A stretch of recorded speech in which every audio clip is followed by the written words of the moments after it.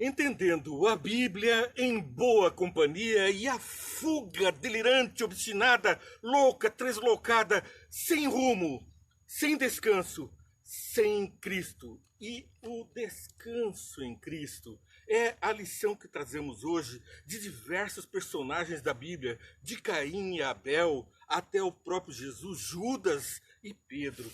São personagens que estiveram em fuga, uma fuga louca, mas que encontraram ou não um paradeiro seguro. Bom, inicialmente lemos o que está escrito em Isaías, capítulo 59, verso 2. Mas as suas maldades separam vocês do seu Deus, e os seus pecados esconderam de vocês o rosto dele, e por isso ele não os ouvirá. Alguns perguntam onde está Deus que não está vendo tudo o que está acontecendo nesse mundo? Mas a maldade das pessoas é que nos afasta e nós estamos debaixo das consequências do pecado. Porque são os nossos pecados que criam separação entre nós e Deus. É o que está claro aqui nesse trecho da Bíblia que Isaías nos esclarece. Pois bem, nós vemos em Gênesis capítulo 3, versos 8 a 10, o personagem recém-nascido da nossa história. Ouvindo o homem e sua mulher os passos do Senhor Deus que andava pelo jardim quando soprava a brisa do dia, esconderam-se. Até então, o homem tinha prazer na companhia de Cristo, o seu Redentor. Adão e Eva o esperavam ardentemente para comungar, dizer das grandes aventuras do dia e gozar da brisa do dia, dos belos e frutos formosos e saborosos. Participavam eles desses piqueniques. Pois bem, no jardim, quando soprava a brisa do dia, esconderam-se da presença do Senhor. Por quê? Esconderam do Senhor Deus entre as árvores do jardim. Justo as árvores que foram feitas pelo próprio Deus num jardim para embelezar, dar alimento, suavidade à vida de Adão e Eva. Mas o Senhor Deus não se quietou. O Senhor Deus, diz o verso 9, chamou o homem perguntando: onde está você? Adão, onde você está? Pecador, onde você está? E ele respondeu: ouvi os teus passos no jardim e fiquei com medo, porque estava nu, por isso me escondi. Primeiros passos, o que nos põe em fuga de Deus, da presença de Deus, de qualquer coisa, é estar em erro. E aqui ele estava com medo porque estava nu. Quem te contou que estava nu? Quem te acusou de estar nu? Foi a fala de Jesus Cristo.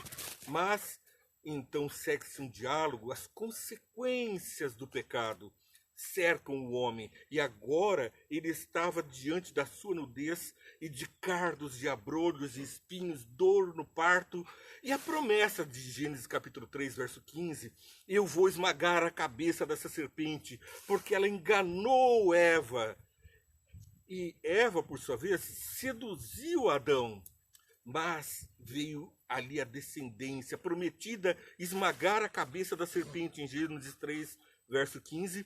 Logo que nasceu Caim, o primeiro filho, nós lemos na palavra de Deus que Eva ficou encantada com aquele menino bonito, um menino forte, um menino prodigioso. Ele aparentava ser o Salvador. Era a promessa que tinha vindo ali se cumprir na mentalidade de então.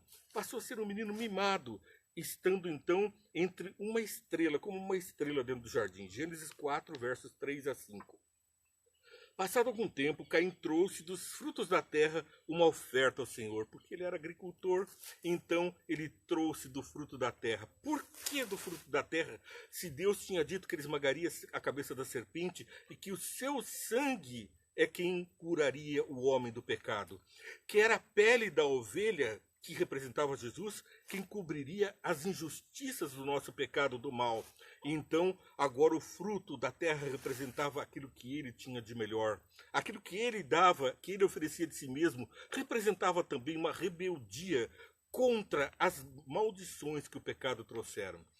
As maldições que o pecado trouxe. Porque ali estava, então, os cardos, os abrolhos, o espinho, e o paraíso logo ali, a árvore da vida, e então ele não se conformava, e a sua rebeldia fez com que ele apresentasse do seu fruto, em vez de apresentar o fruto de Deus, o Filho da vida, o fruto da vida, ele apresentou do seu próprio, como disse, eu mesmo restabelecerei a minha conduta. trarei do meu fruto, não preciso do fruto de Deus. É o que explica aqui Ellen White no livro Patriarcas e Profetas, página 72. Caim foi perante Deus com queixas e incredulidades no coração com respeito ao sacrifício prometido e à necessidade de ofertas sacrificais. Ele estava confiando em seu próprio poder para se livrar do mal e do pecado. Arrogante, ele passou a construir dinastias e cidades logo mais, mas não procurou a Jesus como Salvador. Achava, como muitos hoje, que seria um reconhecimento de fraqueza seguir exatamente o plano indicado por Deus, confiando sua salvação inteiramente à expiação do Salvador prometido. Preferiu a conduta de dependência própria, viria com seus próprios méritos. Ele não abriu mão do orgulho, ele não se declarou como pecador, necessitando do cuidado de Jesus Cristo. Ele não encontrou o descanso em Cristo. Antes, por não ter sido aceita a sua oferta, e vendo que a oferta do seu irmão agradara ao Senhor, versos 4 do capítulo 4, Abel, por sua vez, trouxe das partes gordas as primeiras crias do seu rebanho. O Senhor aceitou com agrado Abel e sua oferta, mas não aceitou Caim e sua oferta. Por isso Caim se enfureceu e o seu rosto se transformou. O Senhor disse a Caim: por que você está furioso? Por que se transformou o seu rosto? Se você fizesse o bem, não será aceito.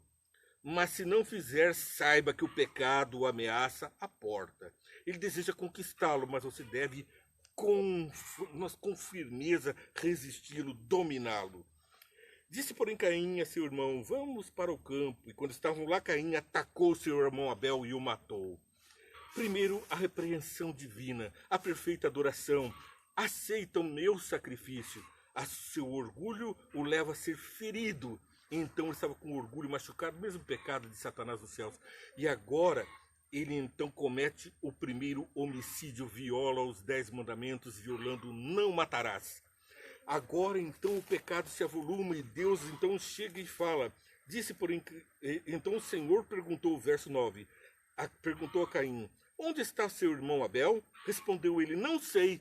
O segundo pecado: mentir, não mentirás. E aqui ele profere a mentira. Por isso que Deus diz que Satanás é o pai da mentira, inspirou a mentira. É por isso que ele diz que o pecado da mentira nos torna filhos do diabo, porque o mentiroso é filho do diabo.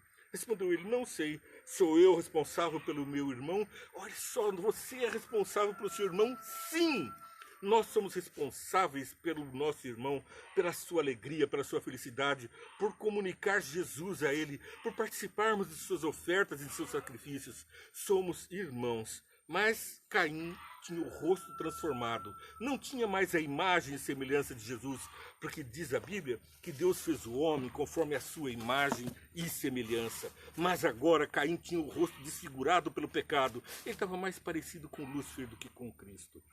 Bom, então segue a nossa história. Ele, como mentiroso, aceitou o seu pai, o diabo, como pai da mentira, afastou-se de Deus. As consequências, versos 11 e 12. O que aconteceu então com o pecado dele agora? Amaldiçoado é você pela terra que abriu a boca para receber da sua mão o sangue do seu irmão. Quando você cultivar a terra, esta não lhe dará mais da sua força, você será um fugitivo errante pelo mundo. Não descansou em Jesus, será um fugitivo errante, e a terra não dará sua força. Se Caim estava reclamando dos cardos e abrolhos, da dificuldade de arar a terra, agora com maior dificuldade, os desertos se formaram diante do seu caminho, e ele estava então agora trilhando pelas terras e formando cidades e descendência sua. Ele estava criando povos, mas todos caminhando em direção a Babel, a Torre de Babel, outra vez se opondo a Deus. Deus diz: ide e multiplicar e encher a terra, e eles construiremos uma cidade para a nossa glória. Caim continua soando até hoje na sua descendência. Ainda temos genes aqui dentro que nos perturbam pela entrada do pecado. Pelo que aconteceu a Caim, todos nós estamos contaminados pelo que aconteceu a Eva, a Adão, a Caim. Mas Jesus Cristo nos dá descanso. Por quê? Porque ele faz a reconciliação nossa com os céus. E no capítulo 4, verso 16, vemos que Caim insistiu em continuar no seu caminho. Então Caim afastou-se da presença do Senhor e foi viver na terra de Nod, a leste do Éden. Ele se afastou de Jesus. Seu pai se escondeu nas folhagens, mas quando Jesus chamou, ele veio e explicou a situação de pecado e recebeu a promessa de esmagar a cabeça da serpente. Mas Caim se orgulhou, construiu torres, cidades e trouxe civilizações, descendência sua, e confiou nessas grandes obras, grandes feitos, como mérito para a sua vida. Bem, não foi apenas Caim quem fez dessa forma. Nós vamos ver também que em Mateus capítulo 26, verso 75, vamos encontrar um triste caminho de Pedro. Então Pedro se lembrou da palavra de Jesus que tinha dito: antes que o galo cante, você me negará 3 vezes. E saindo dali chorou amargamente. Ele estava aos pés de Jesus, junto à porta, vendo o julgamento de Jesus, vendo nosso Senhor ser maltratado pelos nossos pecados. E então ele nega Jesus porque estava sendo acusado de ser seguidor de Jesus. Os seus atos, a sua fala te condenam, diziam os servos. A primeira serva: você é sim um deles, não sou. A segunda serva reconhece: não sou. Mas depois ele parte para maldições, palavrões, palavras obscenas para se desfazer daquela iluminação que ele tinha de caminhar com Jesus por 3 anos e meio. O seu rosto refletia o rosto de Jesus.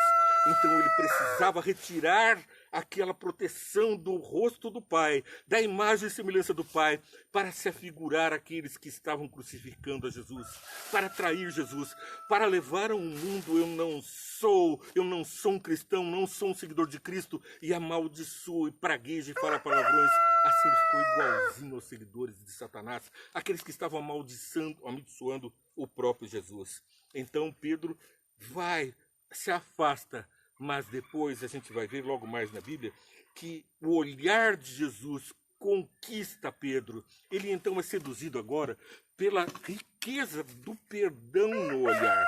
E então ele volta a refletir o rosto de Jesus. E agora a sombra de Pedro curava e até ele ressuscitava pessoas. O mesmo poder de Jesus agora estava também em Pedro. Mateus capítulo 27, versos 3 a 5. Quando Judas, tinha que entrar nessa parte da história.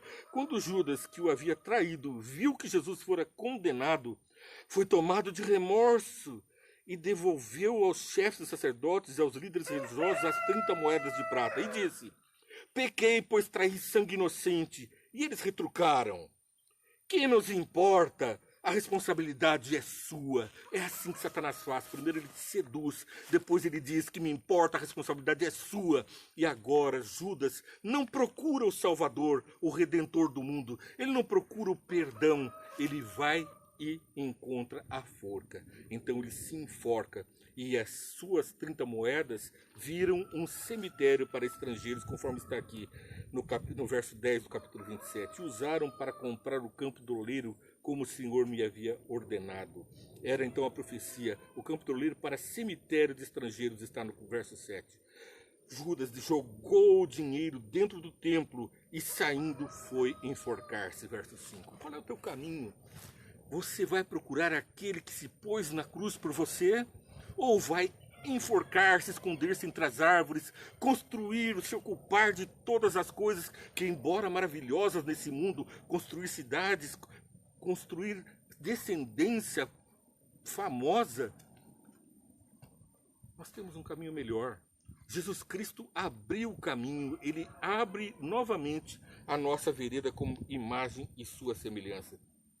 Por isso, eu retorno ao verso de Isaías 59, lendo agora, não só o 2, mas do 1 ao 3, para terminarmos esse nosso programa. Vejam, o braço do Senhor não está encolhido que não possa salvar, e o seu ouvido tão surdo que não possa ouvir. Mas as suas maldades separam vocês do seu Deus, e os seus pecados esconderam de vocês o rosto dele. E é por isso que ele não os ouvirá, pois as suas mãos estão manchadas de sangue, os seus dedos de culpa, os seus lábios falam mentiras, e as suas línguas murmuram palavras ímpias.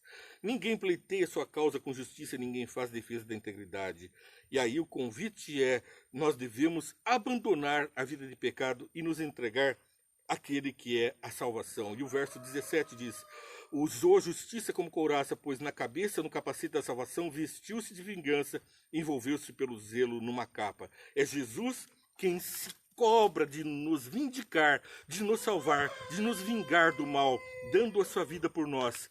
Ah, você prefere enforcar-se, seguir num caminho de perdição agitado, ou descansa em Cristo? É o Entendendo a Bíblia te convidando. Vê e entende. 5 minutos, vem e entende, foi ao ar agora há pouco. Todos os dias com você, entendendo a Bíblia em boa companhia. O resumo foi em 5 minutos, mas o programa nos alegra pela certeza da salvação em Jesus. Eu peço que você curta esse programa, compartilhe, siga a nossa programação, a nossa página, plim! E assim as pessoas vão assistir também do amor do Pai e do descanso em Cristo. Que Deus te abençoe e faça de você essa luz maravilhosa que é o resplandecer da luz do próprio Cristo.